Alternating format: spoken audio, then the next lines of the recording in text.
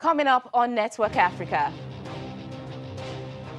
Tunisia's new government of Prime Minister Elias Farfak wins a vote of confidence. Algeria is on high alert to identify all citizens who had contact with an Italian man who was confirmed as the country's first case of coronavirus. Plus, the UN's Food and Agriculture Organization and World Food Programme calls for increased funding to tackle the swarms of locusts in East Africa.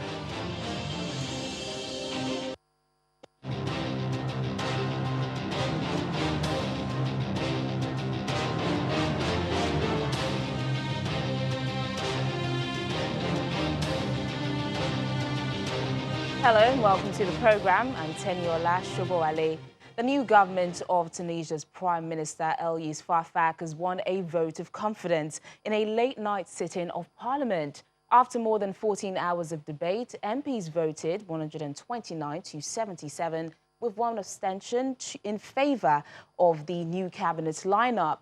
President Kais Saied has beforehand threatened to dissolve Parliament and call early elections if the confidence motion was lost. Habib Jemli, who was previously nominated by Islamist Ennahda Party, failed to get his cabinet endorsed by Parliament. Mr. Farfak's new government faces an uphill task in reviving Tunisia's economy and tackling high unemployment. Well, it seems like a delegation of West African leaders expected to meet Guinea's President Alpha Condé might not be traveling anymore, as Mr. Condé has refused to meet with them. The country is heading towards a referendum that could allow him run for a third term. According to Radio France International, a delegation of heads of state from the regional bloc, the Economic Community of West African States, was scheduled to visit Guinea on Friday, to be led by Niger President, and was to include Nigeria's Muhammadu Buhari, Ghana's Nana Akufo-Addo, and Burkina Faso's Christian Kabore. Guinea has been plunged into political crisis over President Condé's push for constitutional reforms through a referendum that will be held on March the 1st. The opposition has said it will boycott the vote. Opponents see the process as a plot to enable the 81-year-old leader, who is nearing the end of the 2 terms allotted under the present constitution, to stay in power for up to another decade. Several protesters have died in various anti-government demonstrations in recent months.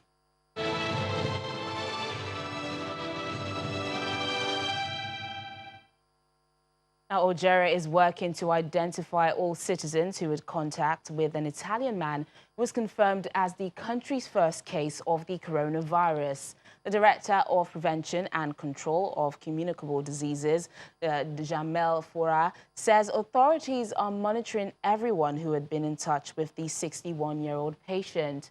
The man is from Milan in northern Italy, where an outbreak has been centered, and traveled through Algiers to Ouargla in southern Algeria.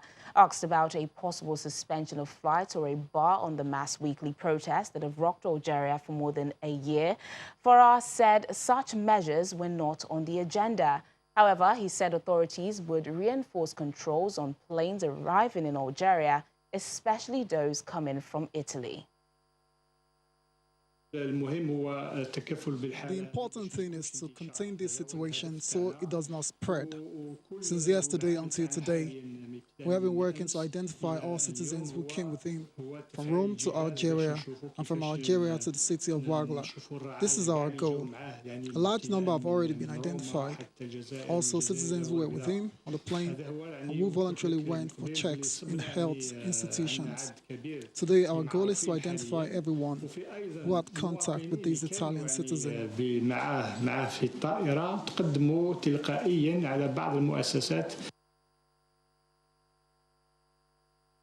Now, the first flights from China has arrived in Kenya after a 2-week ban imposed because of the coronavirus outbreak.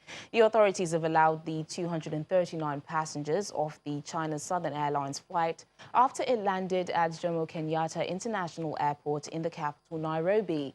They were screened on board to check for any signs that they were carrying the deadly virus. The Health Ministry says the passengers had been advised to self-isolate for 14 days as a precaution. the first time such a large number of passengers have been told to do so.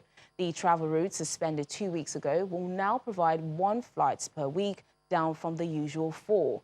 Health Ministry says a total of 17 suspected cases had been reported in the East African nation, but they had all tested negative for the virus that causes the respiratory disease COVID-19.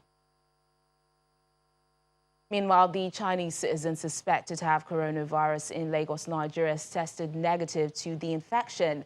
A statement by the Lagos State Ministry of Health explains that the conclusion of investigations on the suspected patients confirms that there is no case of coronavirus in Lagos State as of now. The adult Chinese male is said to have returned from China in January, but checked into Reddington Hospital, Ikeja, yesterday on account of fever.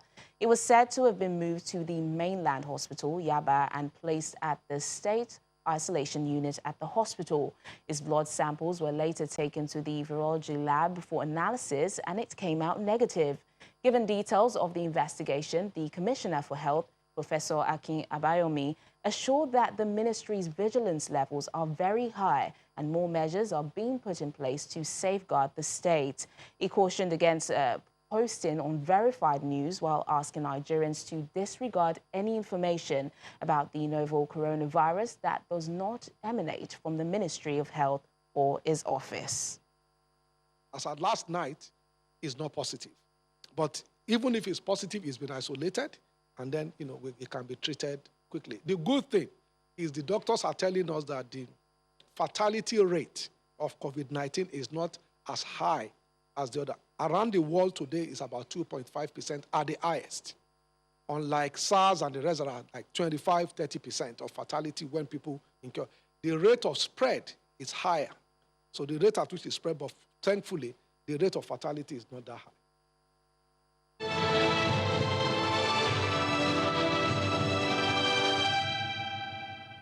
Still on health matters, the World Health Organization is adopting a new global strategy to curb tuberculosis and other non-communicable diseases across Nigeria. A team from the United Nations Interagency Task Force on the Prevention and Control of Non-Communicable Diseases is in Lagos to assist the state government to combat such diseases. The head strategist, World Health Organization Global Tuberculosis Program, Diana Wells, says the team is moving around states to increase awareness and advocate greater attention and mobilization of resources to tackle such menace. She also commends the Lagos state government for putting in place adequate measures in fighting any form of diseases. Well, we know that Lagos is a pathfinder in many areas, both because its health sector institutions and many health personnel in Lagos. You've also devised new strategies for linking across the public and private sector. You've got a strong state government that is investing more today in primary care and looking to strengthen national health insurance.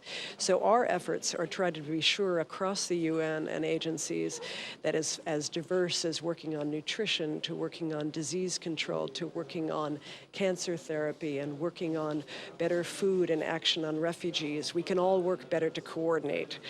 We know we lose a lot of capacity when we don't communicate with each other, and to build public awareness. In tuberculosis, we have targets for ending the TB epidemic for adults, addressing childhood TB, which has been under-addressed, TB and HIV co-infection, and importantly, drug-resistant TB, which is a rising threat around the world. So there are very specific targets. Lagos has set very ambitious targets in some of these areas, and the challenge is to have the capacity building to meet those targets quickly. Now, a new round of locust swarms have invaded northern Uganda after sweeping across much of East Africa, threatening millions of lives with hunger in an already devastated region. In the town of Kitgum, locusts have devastated almost every plant in the field, forming yellowish-brown blankets on treetops. Farmers in northern Uganda are worried the insects could cause a devastating impact on their crops, as they prepare to plant in the next season. The migratory pests can live for up to 3 months after laying eggs, and once the eggs hatch, the young locusts can form even bigger swarms. The Ugandan army is trying to fight them using motorized spray pumps. The locusts are settling high up on treetops where they can't be reached, despite efforts to spray them. When the wind blows, the insects are swayed to different locations, further complicating the situation. Locals have now resorted to shouting to scare the pests away. What it is, they are saying these locusts, when they land down, they may lay their egg there. So when they lay egg, within 2 weeks, they will start hatching there. Then another locust will come out again. Meanwhile, the UN's Food and Agriculture Organization and the World Food Programme are calling for increased funding to tackle these swarms of locusts in Eastern Africa. According to the Food Organization, the situation remains extremely alarming in the Horn of Africa, especially Kenya, Ethiopia and Somalia, where widespread breeding is in progress and new swarms are expected to form in the coming weeks. In the past few days, there has been a significant movement of swarms over the Arabian Peninsula, unrelated to the Horn of Africa, that reach both sides of the Persian Gulf. East Africa, the Director General of the Food Agriculture Organization and the Undersecretary General for Humanitarian Affairs and Emergency Relief Coordinator, as well as the Executive Director of the World Food Programme, today called on increased funding to deal with the swarms of locusts in the area. On the 20th of January, FAO called for $76 million to help combat this pest, but the resources to control the outbreak have been too slow in coming. Officials said that since then, the locusts continue their invasion throughout Eastern Africa. The cost of action has doubled to $138 million. The World Food Programme warned that the cost of responding to the impact of locusts to food and security alone will be at least 15 times higher than the cost of preventing the spread now. To date, $33 million has been received or committed. Away from East Africa, it's the morning after South Africa's Finance Minister Tito Mbowene's much-anticipated budget speech. Minister Mboweni presented a 1.95 trillion rand budget in Parliament for the 2020-2021 financial year that begins in April. Channels TV's South African correspondent Katleho Lehodi takes a look at major takeaways from the budget. Minister Tito Mboweni has presented the 2020-2021 budget in an environment of low economic growth, a record high unemployment rate of 29.1%, and an ailing state-owned companies. Mboweni says South Africa is in a difficult fiscal position that has led to depressed business confidence. Achieving economic growth and higher employment levels requires a plan. Last year, the government embraced the ideas contained in the document towards an economic strategy for South Africa. This is our guiding plan. It contains the basic and fundamental pillars of our approach: strengthening the macroeconomic framework to deliver certainty, transparency and lower borrowing costs, focusing spending on education, health and social development, modernizing network industries and restructuring our state-owned enterprises, opening markets to trade with the rest of the continent. State-owned enterprises, including Eskom and SAA, in need of financial assistance, will be allocated 129 billion rand in bailouts over the next 3 years. This Business School's Mildred Soko says the minister was courageous to cut the state wage bill and pump more money into ailing parastatals. This may not go down well with organized labor. Eskom cannot be allowed to fail. We can allow SAA to fail, but Eskom cannot be allowed. So we're going to deal with that. And it's good that we have already rated the new CEO who's focused on the job at hand. And he's been very transparent about the challenges and he's also giving us hope in terms of solutions. We're going to deal with the public sector wage bill. We have a very bloated public service, which has grown exponentially over the years without any corresponding growth in productivity. So we're going to deal with it. To support growth, therefore, we propose no major tax increases. Welcomed was an announcement of no major tax increases. VAT remains unchanged at 15%. That's apart from annual hikes in fuel and road accident fund levies. We need to make sure that when we are increasing the tax levels and we are generating this additional capacity in terms of revenue, that it is applied to the correct parameters within the government. South Africa's fiscal situation remains dire, but Minister Mboweni has denied he was tabling an austerity budget. Underpinning all of this is the need for an efficient and capable state. We must also leverage the private sector as far as possible. Today we report on our progress. We are moving forward. A sound macroeconomic framework always lays the foundation for growth. Budgets are complex, but the numbers are quite simple. The numbers show that we have a lot of work to do. The country is in urgent need of, among others, vital structural reforms and to get the deficit under control, while the budget deficit is expected to hit 6.9% of GDP growth, the highest in 18 years. A downgrade by Moody's next month would leave the country without an investment grade ranking for the first time in 25 years. From Johannesburg, South Africa, Katlego Legodi, Channels Television News. Still to come on the program. Dance professionals teach Kizomba, Angola's answer to salsa. We'll bring you details in a moment. Stay with us.